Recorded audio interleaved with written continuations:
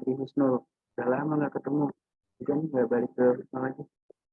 Oke, sebelumnya di sini aku izin memperkenalkan diri terlebih dahulu. Nama aku Khairul Umam. Aku dari Prodi Fisika Angkatan 2020 di Universitas 11 Maret. Nah, jadi mungkin teman-teman yang berminat buat masuk ke UNS, tahu gampang banget masuknya, tapi keluarnya susah.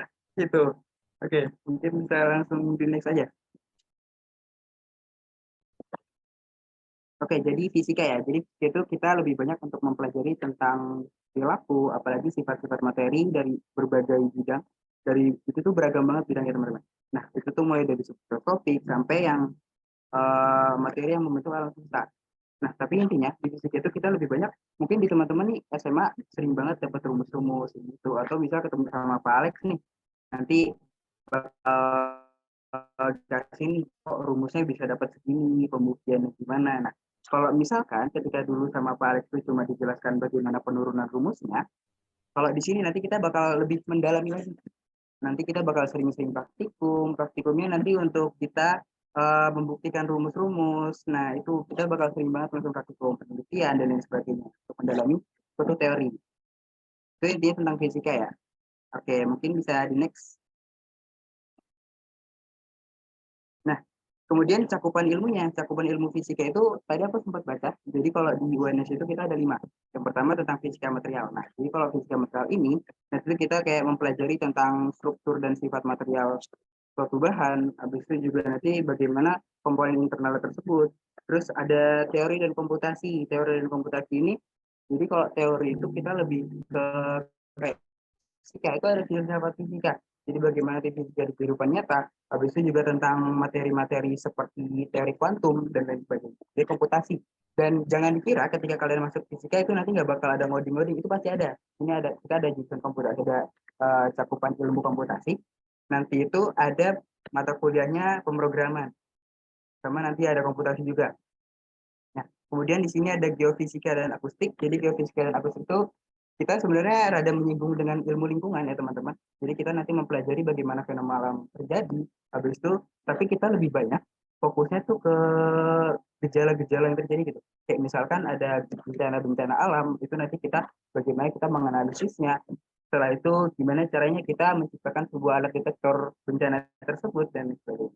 Kemudian ada elektronika dan instrumentasi. Nah, fisika ini juga sebenarnya kita nyambung-nyambungin sama teknik elektro.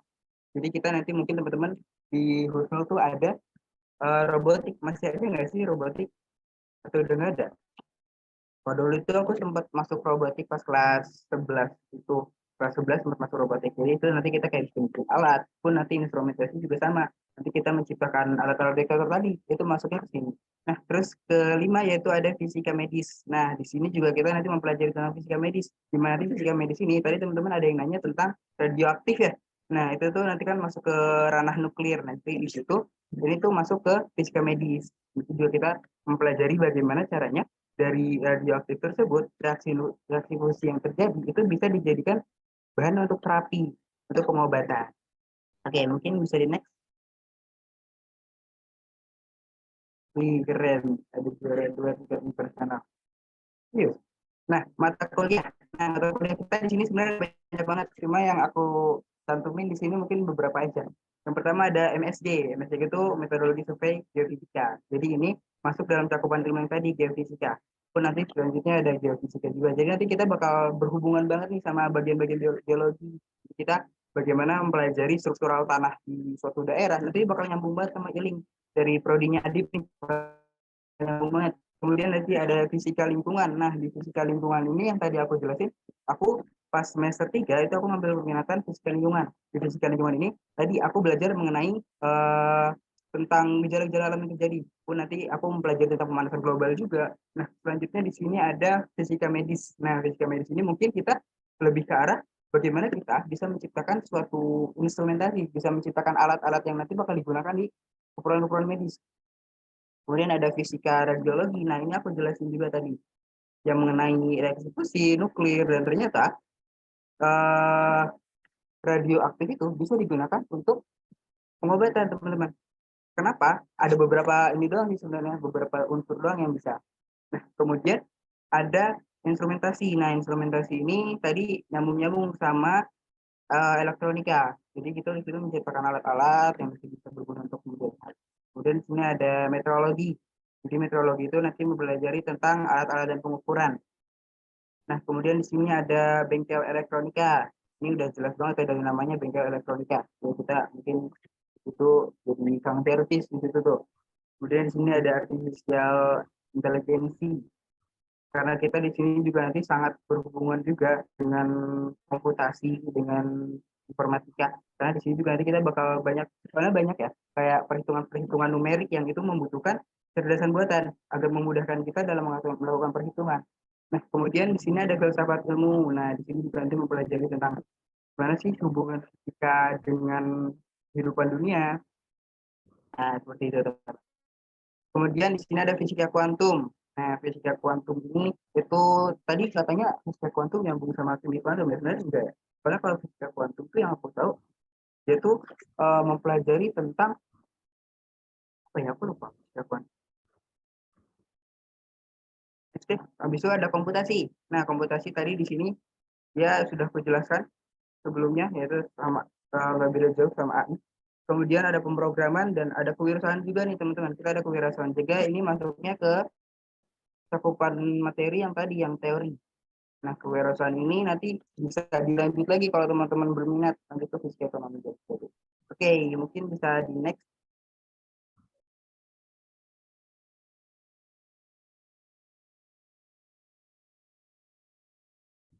Fakta-fakta.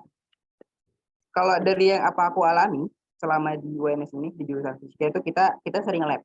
Kita sering lab, sering melakukan percobaan untuk nanti kita jadi ada teori-teori apa nih kita buktikan melalui rumus, kita buktikan melalui percobaan, nanti didapat hasilnya, kita plot dalam grafik, kita tahu oh ternyata grafiknya linear nih, berarti sesuai dengan teori yang ada. Tapi kalau dibandingin sama prodi-prodi lain seperti farmasi, biologi, kimia, itu kita terhitung dikit banget teman-teman. Kalau di fisika, aku semester 1 itu ada sekitar dua kali praktikum dalam 1 minggu. Kemudian kalau misalkan semester 2, semester 3 itu kita 3 kali dalam seminggu. Kalau semester sekarang, aku semester 5, itu cuma 2 kali. 2 kali doang praktikumnya. Tapi kalau farmasi, biologi, kimia, itu bisa sampai 5 kali dalam seminggu. Ini selaksana bukan miskin. Belum laprak ya. Lapraknya tuh biasanya deadline-nya mepet banget.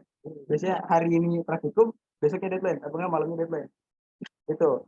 Terus kita mempelajari secara mendetail. Jadi yang tadi udah aku sampaikan, jadi misalkan ada rumus-rumus apa, nanti kita kita pelajari lebih lanjut bagaimana bisa dikembangkan kembali, kemudian kita sambung-sambungin lagi dengan materi-materi lainnya. Kemudian kadang ada dosen yang ngasih simulasi. Nah, ini kadang ada dosen yang ngasih simulasi. Kayak misal kemarin itu fisika statistik. Atau ini sebenarnya nggak banyak sih dosen yang ngasih contoh-contoh langsung gitu loh. Terus selanjutnya kalau di PNS, cutting sangat membantu untuk laporan praktikum. Nah, ini benar banget nih teman-teman. Jadi kalau kalian misal nanti dimanapun sebenarnya kampusnya, itu cutting itu sangat membantu banget. Jadi kalian harus banyak-banyak kenal cutting. Karena biasanya nggak beda jauh. Kalau nggak laporan praktikumnya, topik-topik yang ajukan itu nggak beda jauh sama yang tahun lalu.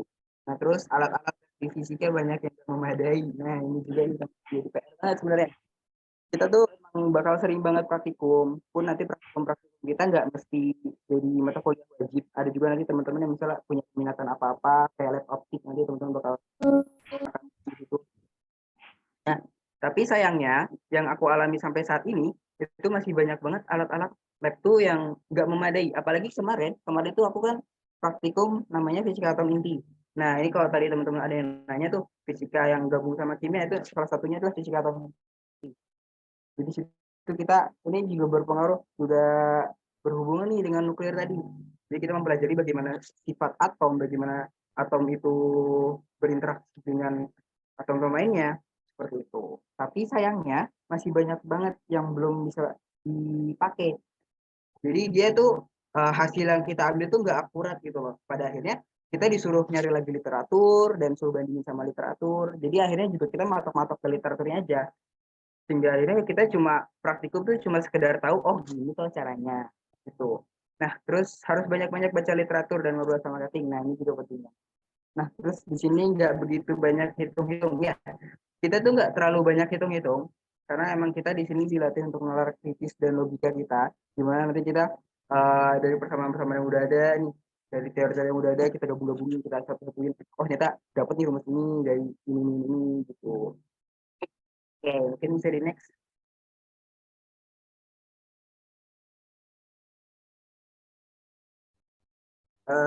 Step. Kayaknya salah. Jadi next lagi. Belum. Next lagi dong. Oke, selanjutnya adalah apa sih perbedaan fisika murni, pendidikan, dan teknik. Nah, mungkin gini teman-teman. Jadi kalau fisika murni, itu kita lebih banyak mempelajari tentang hal-hal mendasar mengenai fisika. Dan pun kita bakal ditekanin tentang penguatan materi dan pemahaman-pemahaman kita tentang teori-teori yang ada di fisika. Dan pun nanti kita bakal diarahin ke untuk jadi ilmuwan, jadi peneliti.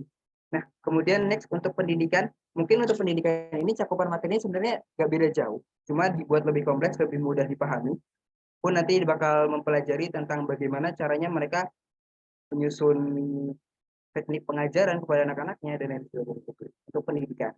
Terus untuk teknik itu lebih ke sama, cuma emang lebih diarahkan untuk insinyur di lapangan. Oke, mungkin bisa di next.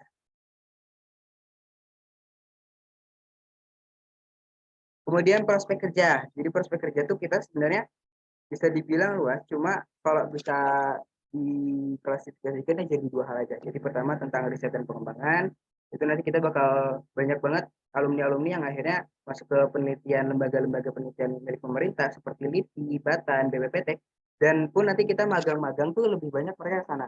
Tapi nggak sedikit juga ada beberapa mahasiswa yang akhirnya bikin startup digital, startup teknologi, itu juga ada. Yang akhirnya nyambung-nyambung ke instrumentasi, ke komputasi, dan sebagainya. Kemudian ada akademisi, dosen, guru pengajar. Nah, enaknya dari kita juga sebenarnya, kalau misalnya kalian masuk pendidikan fisika, itu kalian terbatas. Jadi nggak terbatas juga sih. Coba emang lebih menjurus kepada ya akhirnya jadi akademisi aja. Sedangkan kita dari murni itu ya kita bisa juga jadi akademisi dosen nantinya. Nah, gitu. Ini ke di next.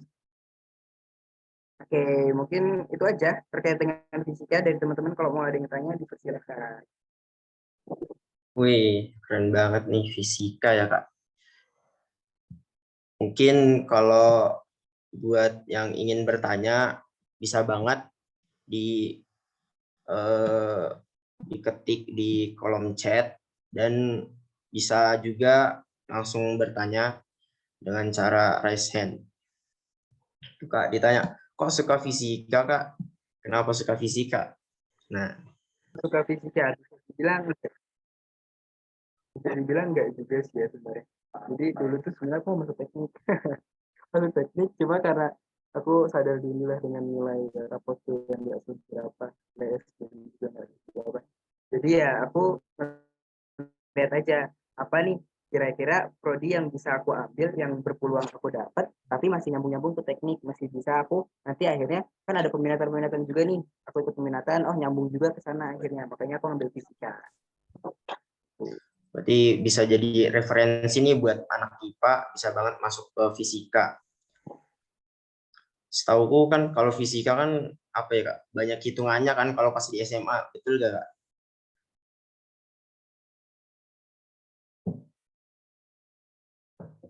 Nah, buat eh, praktikumnya sendiri itu gimana ya, Kak? Kalau fisika sama kayak kimia atau ada yang beda gitu, Kak?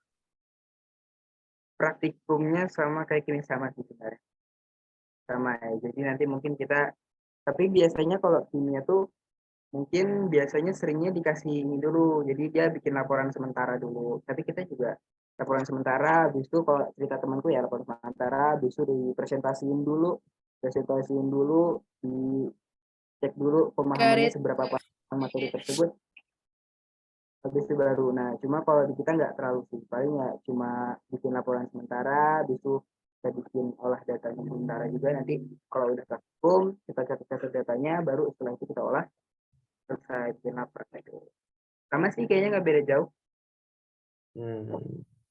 kalau secara teknisnya sama ya secara teknisnya Hmm.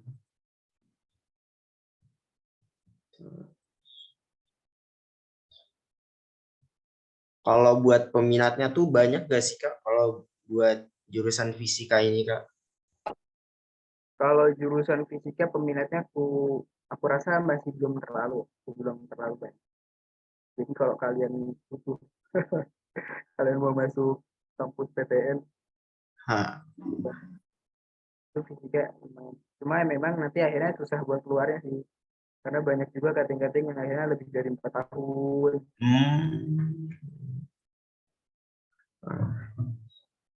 Lebih hati-hati juga.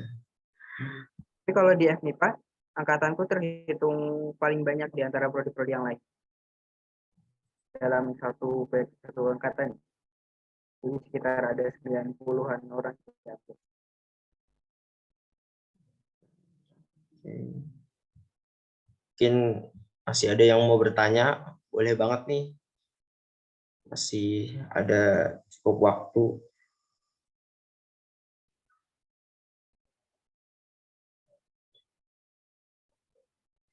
Mungkin teman-teman mau nanya-nanya soal UNS nih, boleh banget. Ya, boleh banget. Ah, iya, Jadi kalau boleh. kalian mau masuk kampus PTN yang masih terjaga tarbiyahnya, Allahu Akbar. UNS solusinya. Kalau yang BNN. ITB, saya ya tidak terlalu terjaga. Jadi kalau kalian masuk UNS, insya Allah Lipo itu tetap Ada. tetap pada Allah. koridor istilahnya. Oh iya, for your information, jadi BEM UNS itu nanti bakal dipegang oleh Rizkyatna Chandra, Rizky kalian tahu? Chandra dari anak Husnul juga, Wakil Presiden. Jadi kesempatan banget buat kalian masuk organisasi. Ya, Kesempatan. ya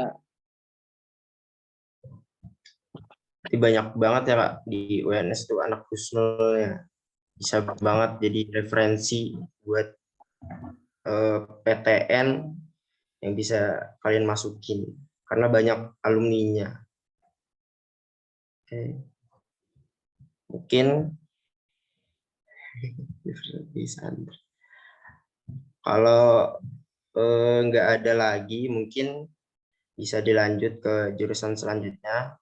Terima kasih buat Kak Khairul Umam yang telah memaparkan materi tentang jurusan fisika.